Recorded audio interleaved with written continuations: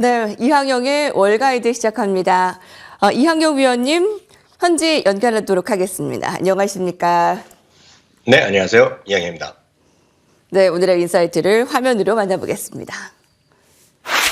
S&P 500 지수의 생긴 변화는 앞서서 외신에서도 살펴보셨죠. 슈퍼마이크로 컴퓨터가 S&P 500 지수에 편입을 하면서 아주 큰 폭의 관심을 받았습니다. 아마 그거 짚어주실 것 같고요. 또 다른 종목들 가운데 관심이 큰 종목들이 있습니까? 네, S&P 500의 지수가 이제 정기적으로 또한 비정기적으로 이제 그 지수가 이제 편입되고 편출되는 과정을 겪는데요. 올해 처음에 열린 지수 산정위원회에서 오늘 종목들의 좀 약간의 교체가 있습니다. 참고적으로 다들 아시는 얘기지만 S&P 500은 대표적인 벤치마크 지수, 우리나라를 보면 이제 코스피라고 보시면 되겠는데요. 시가총액의 규모라든가 유동성, 대표적으로 봐서는 전 선정된 그냥 대표적인 1등부터 500개 정도의 주식이 들어가 있다고 보셔야 되겠고요. 대략적으로 보면 전체 주식의 시가총액의 80% 정도가 500개 주식이 차지하고 있는 정도로 엄청난 겁니다. 최소 요건이 몇 가지 있습니다. 다만 이 최소 요건에 포함됐다고 해서 무조건 되는 것이 아니라 그 외에 다른 여러 가지 판정을 하겠죠. 가장 많이 알려진 것이 역시 재무 건전성입니다. 그래서 최근 4분기 합의 이익이 플러스 되는 것이 이제 가장 중요한 기준이 된다는 걸 참고하시면 되겠고요. 우리는 S&P 500만 알고 있지만 전체로 보면 1,500개로 구성되어 있습니다. 그래서 우리가 흔히 얘기하는 S&P 500은 대형주고요. 그 다음에 500등부터 900등까지가 중형주 400개로 구성되어 있고요. 1000등부터 1500개를 S&P에서는 소형주라고 분포한다는 것도 참고하시면 좋겠습니다. 말씀드렸던 대로 금요일 장 마감 이후에 신규 종목을 발표했습니다. 바로 전에도 소개해 주셨던 슈퍼 마이크로 컴퓨터가 들어갔고요. 또 하나는 데커스 아웃도어가 편입됐습니다. 반면에 월풀이라든가 자이언스 뱅크 코퍼레이션은 편출됐고요. 슈퍼 마이크로 컴퓨터, 데커스 아웃도어 모두 약간의 차이가 있지만 주가는 급등한 흐름이 되겠습니다. 앞서 이제 슈퍼 마이크로 컴퓨터는 얘기하셨겠지만 데커스 아웃도어만 말씀드리면 많은 분들이 데커스 아웃도어 하면 이제 미국 주식을 하시는 분은 이제 다들 아시지만 미국 주식을 익숙하지 않으신 분은 이 회사를 아는 분은 한 분도 거의 없다라고 보고 있습니다. 다만 브랜드를 제가 말씀드리면 다 아실 것 같습니다. 웬만한 우리 여성분들 이거 한 짝 이상 안 갖고 있는 분 없을 것 같습니다. 바로 어그를 갖고 있는데 어그가 10년 만에 다시 부활하면서 한 3년 전부터 광풍을 일으키고 있고요. 좀 남성용 어그도 상당히 핫한데요. 그 데커스가 어그를 갖고 있고 또 하나 브랜드가 스포츠 운동화 브랜드인 호카입니다. 호카의 광풍은 한마디로 뭐 놀라울 정도라고 제가 3년 전부터 말씀드리고 있는데 이런 것들이 어우러지면서 두 종목이 포함됐다라고 보셔야 되겠습니다. 반면에 당초 월가에서 기대하거나 아니면 스스로가 기대했던 것이 팔란티어가 있었고요. 잠시 소개 나왔던 델컴퓨터 그리고 아폴로 글로벌 매니지먼트 등이 월가에서는 이번에 S&P 500에 편입될 것으로 기대하는 분이 있었는데 아쉽게도 이번에는 고배를 마셨습니다. 한편 말이 나온 김에 S&P 500의 지수의 성과에 대해서 그리고 역사에 대해서 아주 간단하게 제가 참고적으로 말씀드리겠는데요. 1923년에요. 스탠다드에서 미국 기업들의 지수를 주간 단위로 발표하기 시작했고요. 현재 같은 모습으로 매일 일간으로 발표된 것은 처음에 1926년입니다. 그래서 웬만한 통계가 1926년 이후 어떻게 됐다는 얘기를 많이 하는데요. 그 당시는 90개 종목이었고요. 처음에는 스탠다드였는데 그 다음에 41년에 푸어스랑 합병하면서 그 이후에 S&P가 됐고요. 1957년 이후에는 현재 같은 S&P 500개의 지수로 완성됐다라고 보셔야 되겠습니다. 많은 분들 요즘은 이제 인덱스 펀드가 활발한데 사실 1976년에 뱅가드의 창시자였고 한 4, 5년 전에 돌아가신 존 보글이 최초의 인덱스 펀드를 출시했는데요. 그것이 바로 S&P 500을 기반했고요. 마지막으로 1926년 이래 지금 거의 100년이 됐는데요. 연평균 수익률은 거의 10.17%입니다. 많은 분들이 주식 투자 10.1%, 10.17% 뭐 아무것도 아니라고 생각하시는 분 계시겠지만 7년마다 더블이 나는 수치거든요. 그러니까 엄청난 퍼포먼스를 보여줬다라고 하셔야 되겠고요. 가장 쉽게 S&P 500의 지수를 추정하는 ETF는 그녀 전 세계에서 가장 큰 주식형 ETF죠. S&P입니다. 스파이가 되겠고요. 스파이를 가격을 이제 3분의 1에서 5분의 1 정도로 줄여갖고 나온 거가 SPLG입니다. 60달러면 여러분들이 한 주당 60달러면 SPLG, S&P 500을 투자하실 수 있겠고요. 소파이라고 많이 아실 텐데요. 소파이에서 출시한 것은 SFY라고 있습니다. 이름도 재미있는데요. SFY는 운영 수수료가 하나도 없는 것이 더 특징인데요. 단돈 18달러면 여러분들이 S&P 500을 지수에 추종하는 ETF를 사실 수 있다고 보셔야 되겠습니다. 마지막으로 하나만 더 말씀드리겠습니다. 많은 분들이 정말 지수에 투자하는 것에 수익률에서 만족하시는 분이 별로 없습니다. 특히 한국 주식 하시는 분은 그러실 텐데요. 최근 20년만 보면 비교적으로 말씀드리겠습니다. S&P 500이 평균 9.5% 올라갔는데요. 미국의 모든 개인 투자가들이 있지 않습니까? 샀다 팔았다 열심히 프레임푸시하고 고점에 팔고 저점에 사고 기술적 분석 수도 없이 많이 했겠죠. 이분들도요. 개인 투자가 평균 수익률은 3.6% 불과했다는 겁니다. 그만큼 지수를 이기기가 쉽지 않기 때문에 늘 말씀드리지만 S&P 500의 벤치마크에 투자하는 것부터 미국 주식을 시작하는 것이 정석이다. 이렇게 말씀드리고 싶습니다. 네.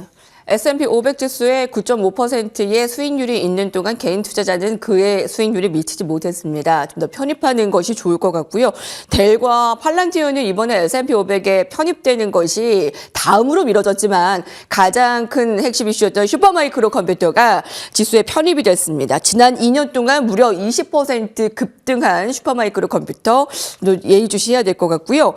다음은 오늘의 헤드라인입니다. 마켓워치입니다. 모건 스탠리의 최고 추천주 선정.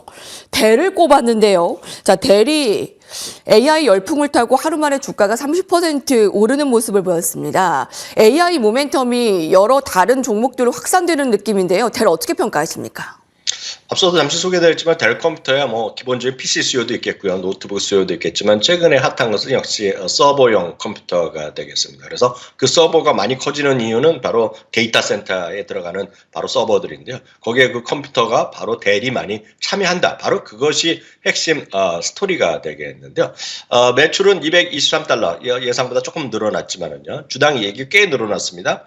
1.7달러가 예상되는데 2.20달러 한마디로 깜짝 실적이 나왔고요. 특히 순현금 흐름이 미국 주식시장에서 가장 중요한 지표 중 하나인데요. 적자가 예상됐는데 흑자로 보여지면서 이 부분이 바로 주식시장에 큰 반영을 일으켰고요. 특히 1분기 및 연간 매출에 대한 가이던스도 기대 이상이 나왔기 때문에 시장에서는 크게 주가가 상승하는 모습이었습니다.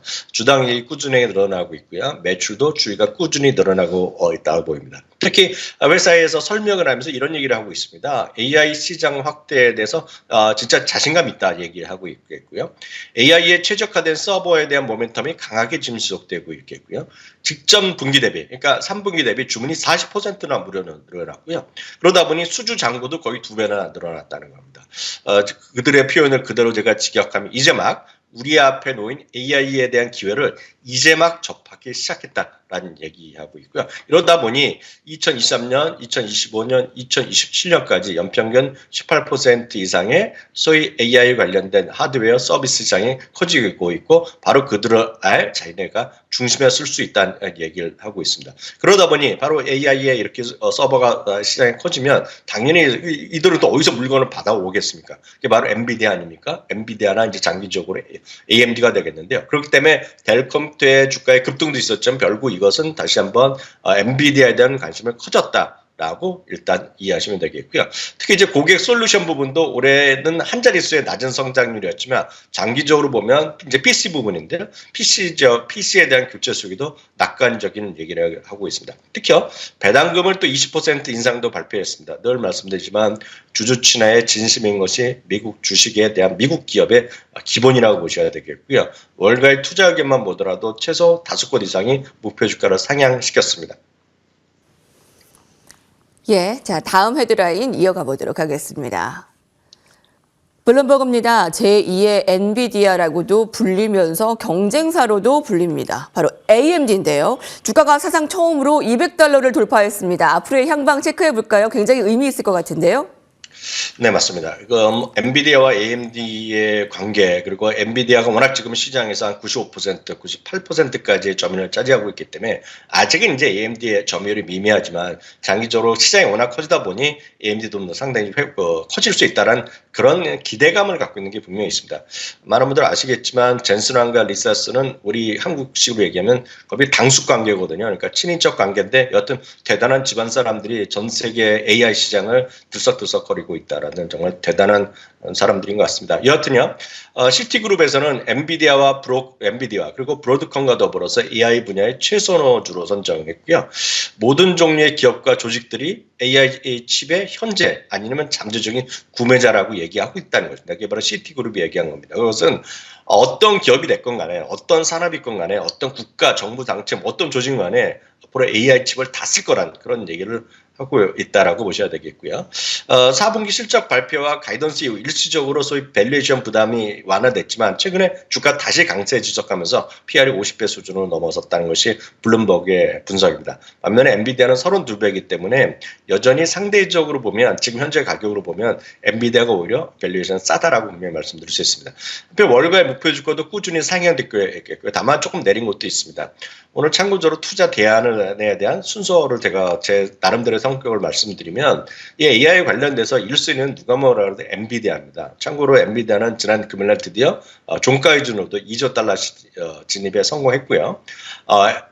엔비디아를 안 하시고 다른 개별 주식 AMD를 바로 하는 것보다는 오히려 엔비디아를 좀 부담스러우면 엔비디아가 포함된 ETF 대표적인 SMH를 비롯해서 서너 개 ETF를 제가 지난주 목요일날 말씀드렸는데 참고해서 보시면 되겠고요. 3순위가 엔비디아, 그 다음에 충분히 있으시면 AMD 그런 정도 순서로 생각하시면 편할 것 같네요.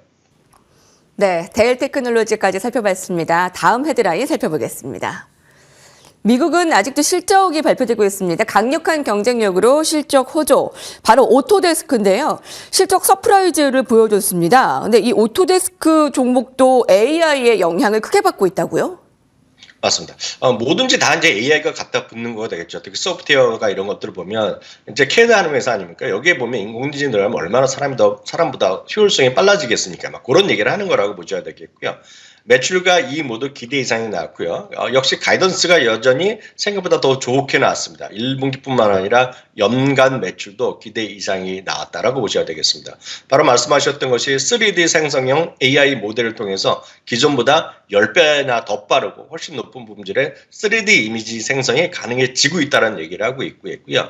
현재 개발 중인 새로운 AI 툴이 때가 되면 이제 곧 내놓을 거란 얘기하고 있고 만약 이것이 완성돼서 시장에 나오면 한마디로 파괴적 기술이 될 것이라는 얘기. 한마디로 세상을 다시 한번 또 바꿀 수 있다는 것인데 여기도 역시 AI가 들어간다라고 보셔야 되겠습니다.